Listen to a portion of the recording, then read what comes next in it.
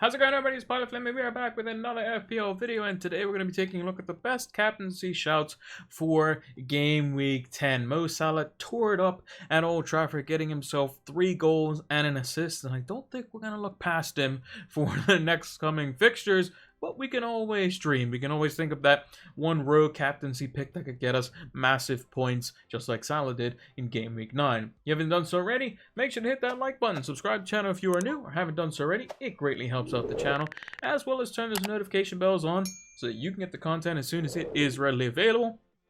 Also, give us a follow over on Twitter so you can keep up to date with any and all FPL news, from price changes to injury news and anything in between. And lastly, make sure you give us a follow over on Twitch so you can see when we go live for our preview and deadline streams. We'll be doing a deadline stream as per normal this week on Saturday, 1 hour before the FPL deadline. There's always a pinned comment down below on all the videos that they get you the exact time as to when we are going to be going live for that over on Twitch. So without further ado, let's talk about our partners for the FPL season with Fantasy Football Scout. So if you haven't heard about Fantasy Football Scout, they have a fantastic members area during the regular season. It's £25 for the membership, and that lasts the entire year. And during the off season, they give a 20% discount. But if you have missed that discount, fear not, you can still get the membership for £25, and it's fantastic. You can see the membership area just behind me. You have a bunch of different stats that you can use, powered by Opta stats, and create your own custom tables. You have the Rate My Team tool. You have the season ticker, player comparison tools, a whole array of things that you can use to help elevate your FPL game. So use the link down in the description below so that you can get access to these exclusive tools to help elevate your FPL game. Sign up now. So now I know it's pretty obvious. We're just going to captain Salah. He's going to be close to 200% effective ownership. He might even get extremely close to it, to whereas literally if you don't captain him, you could be basically getting double his points taken against you. So even if he gets 2 and Liverpool concede, not 2 goals, just 2 points, that's basically like him getting 4 points, which is on, if you look on Live FPL Net, they have like little icons, like they have like the little devil icon, which, you know, isn't great, and then they have the skull and crossbones icon, which, like, this player like absolutely just ruined you this week basically, and Salah's no exception. I mean, look at those stats: 6 goals, 3 assists, 14 shots inside the box, which hasn't changed much over the past few weeks. 4.67 XGI. The man is he's just on a different plane to everyone else. United made it easy for him. They didn't really have to get out of second gear. I think, you know, he could have reached like 13.5 million by the end of the season. I think he's almost at 70% ownership in the game, which is absolutely crazy to think about. And I think that, you know, the supporting cast around him have a big part to play in that. Sadio Mane, 11.9 million, 2 goals, 5 shots inside the box. He's kind of been a little bit inconsistent over the past couple of weeks, but he has been ticking along slowly. Just want a little bit more output. If he can start firing, then then Liverpool's just going to blast everyone 8-0 every game, basically, is what it's going to come down to. And then Jota, 2 goals and an assist as well, 4 shots inside the box. Him and Mane are like the ones that get the really good chances, where Salah can kind of make something out of nothing. And their combined XGI isn't even close to Salah's. I think it's still 1 XGI off of Salah's total or thereabouts. Liverpool, FDR rating of 3. Forgot to change the graphic on that, but I mean, Liverpool might as well have an FDR rating of 2 versus everyone. Just easy fixtures, a home fixture for Liverpool. Salah likes scoring at home. Brighton just conceded 4 to Man City. Now, you would have thought that before that game, you would have think, yeah, you know, Brighton's defense is pretty good, got a good goalkeeper. Graham Potter sets them up nicely, but if they conceded 3 in the first half with ease to Man City, Liverpool can do the exact same and potentially more. Liverpool just haven't struggled with scoring goals this season at all, at least for the most part.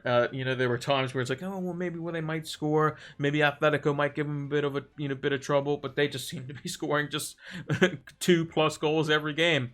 If we look at Brighton's stats over the last 4 game weeks, 31 shots inside the box conceded, 8 big chances, and 6 XG conceded, which is more than the whole season. So 4 game weeks out of the 9, which is more than half, they've conceded over 50% in those last 4. So maybe the defense is slightly weakening. Yes, they did play City, so that would have amplified it a little bit. But across the whole season, respectable 66 shots conceded inside the box, 14 big chances, and an XG conceded of 11.30. So Brighton are a good outfit in terms of, their defense, their shape, the way they want to play. Can, kind of make teams struggle at times.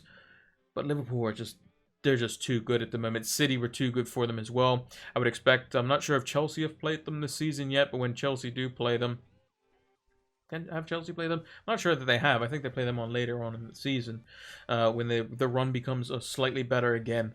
But I think that Chelsea will probably do decently well versus them. They'll probably struggle the most out of the 3, but Liverpool and City seem to be just creating chances for fun at the moment. So Salah, for me, is going to be the captain this week. I see no reason why to change that unless he is, going to be rested for this game or there is a situation where he might be rested and not play. But, I mean, everything's going through Salah, and Salah just keeps putting the back of the net. So just keep playing him if I was Jurgen Klopp. But we talked about Liverpool.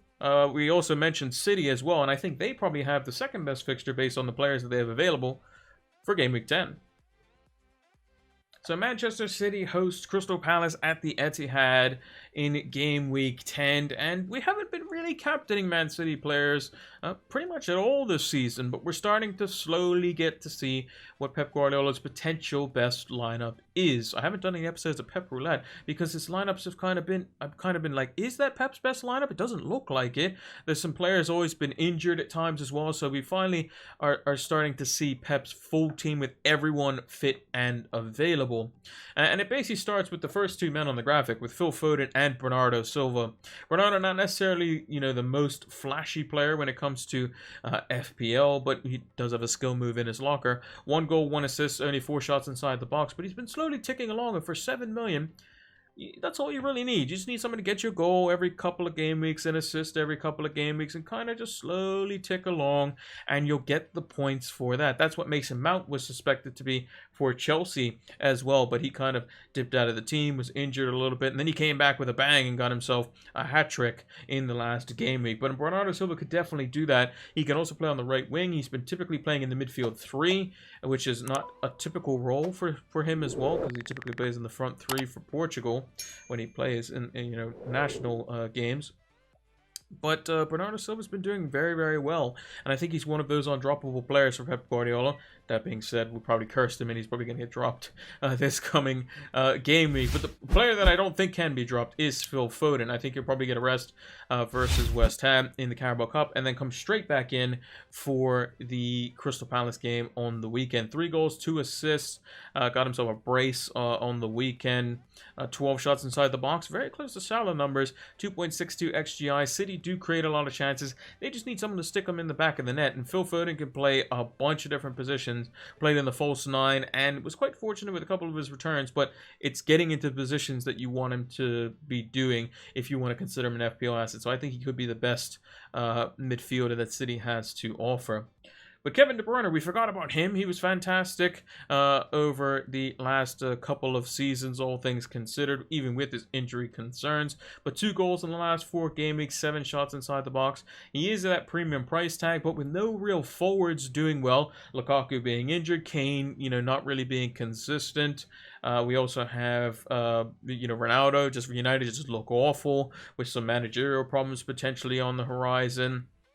Maybe it's time to switch those funds in the midfield and go for the likes of a Mane or a De Bruyne or somebody like that in the premium slot. And if we look at Palace, they're pretty, on average down the middle. They've actually shored up their defense over the last 4 game weeks as well. Just the 26 shots conceded inside the box, 7 big chances, 3.98 XG conceded. But they do seem to concede. They can't keep teams out indefinitely. They showed that versus Newcastle and over the last few games where they just can't seem to get a win when they are clearly the better team. But they'll probably play against a very good Man City team, and I think that's where they'll probably lose 3-0 convincing. I think that's what I predicted as well. So it's just a matter of, is Pep going to rotate these players? Because he keeps picking Jesus out on the right. He keeps picking Bernardo Silva in the midfield. He keeps picking Phil Foden when he's fit. Is this Pep turning a new leaf, as it were? I couldn't even get my words out. I'm just so baffled. Is Pep going to keep the same lineup? We don't know, but these three would be my best guess. De Bruyne probably, he got his little rest just because they're probably nursing him back from an injury. You'll probably see some minutes in the Carabao Cup, and then I'll expect him to start in the Premier League once again. But if you're looking for something a little bit different that isn't Mo Salah, basically, I would say check out one of the City midfielders and see what you fancy there as well. Now, with the two big guns out of the way, let's take a look at some potential wacky and very differential captains for Game Week 10. And lastly, we have our differential captaincy picks. Now, someone that was an FPL Twitter favorite in Kai Havertz came in the starting lineup for Chelsea last week due to Timo Werner and Romelu Lukaku being out injured. Now, he should be maintaining his place, scored tonight in the Carabao Cup, which ultimately saw Chelsea go to penalties, which they ended up succeeding in, and will move on to the quarterfinals for the Carabao Cup. But Havertz getting the goal, a very good header. We know he's very good in the air. He just hasn't been producing it FPL-wise, has not played very much football in the Premier League. Just the 2 shots inside the box, 0.16 XGI. Not something we would fancy, but you would probably say you were a bit unlucky as a Havertz captainer or owner last week. 7 goals and not a single one of them he was involved in. He did get taken off around the 60-minute mark. Doesn't bode well. I would say stick with him, but I wouldn't be captaining him this week. I just put him on there because if you wanted to double down, then he could definitely have some goals in him this week. They play Newcastle, who are among the worst defenses in the league. Managerial change on the horizon for them too. Get them while they ain't got all the money to spend in the transfer market, I would say. And then we also have Son and Kane. They're going against Man United, who just conceded 5 to Liverpool. And if Son and Kane are at their very best, United could be in deep trouble. Son, 2 goals, 2 assists over the last 4 game weeks with 7 shots inside the box, much like Kane, who has slightly less output with just the 1 goal and 1 assist, which came in the same game 2 game weeks ago. And they are up against United, 8.43 XG conceded. United's defense looked all over the place, and I think that keeping Solskjaer can do one of 2 things. One, it can make United bounce back and come and beat Spurs convincingly at Tottenham Hotspur Stadium or White Hart Lane, whatever you want to call it. Or it can make them even worse because there are some players that seem to be falling out. There's some, even some reporters that aren't really necessarily convinced at the moment. There's potential, doubts over the coaching. Conte's apparently said that he'd be open to the job if it was available. Kane and Son could be their kind of turn things around. And Nuno's also under a lot of pressure too, the Spurs manager, so it could be the El Sacchio. Whoever loses that game gets sacked potentially. That could be something that could happen in this one. But I think an on-form Kane and Son versus that United defense that played versus Liverpool, these two could do a serious amount of damage versus them. We could see these numbers being inflated, and that would be just before they play Everton and they go on a good run of 4 fixtures in a row with FTR ratings of 2, with the likes of, I think, Burnley and Leeds and stuff like that in there as well, which could bode well for potential captaincy options or just general lots of FPL points coming over this next 4 game week. So definitely differential captains this week. My bet's on Salah. Then I would probably say a Man City mid. If I knew Lukaku was playing, he'd probably be second best, I think, with Newcastle as his fixture, but we still don't know the injury status on him as well. From the looks of it, based on his post on Twitter, it looked like he was posting like a charging battery and a clock emote, so maybe he's saying I'm going to be back for this weekend. Who knows? We'll have to wait and see. So I would say hold your transfers to the press conferences, but Mo Salah, definitely a captaincy shout, and going to be the front runner for all those captaincy shouts in Game Week 10. And that is going to do it for our best captaincy picks for Game Week 10. If you haven't done so already, make sure to hit that like button, subscribe to the channel if you're new, or haven't done so already. It greatly helps out the channel, as well as turn those notification bells on so that you can get the content as soon as it is readily available. Drop us a follow over on Twitter so you can keep up to date with any and all FPL news, from price changes to injury news and anything in between, as well as give us a follow over on Twitch so you can see when we go live for our preview and deadline streams. We will be doing a deadline stream as per normal this week for Game Week 10 on the Saturday. That'll be 1 hour before the FPL deadline as per normal. That's usually 5 a.m. EDT, but there'll be a pinned comment down below to let you know the exact time on that. And lastly, make sure to check out the link in the description for Fantasy Football Scouts membership for the members area. It's fantastic. You get exclusive articles, access to Opta-driven stats tables, which are fully customizable, which you saw in this video, as well as many others. So make sure to check that out. It's going to help elevate your FPL game. Thank you all for watching, and until the next one, take care.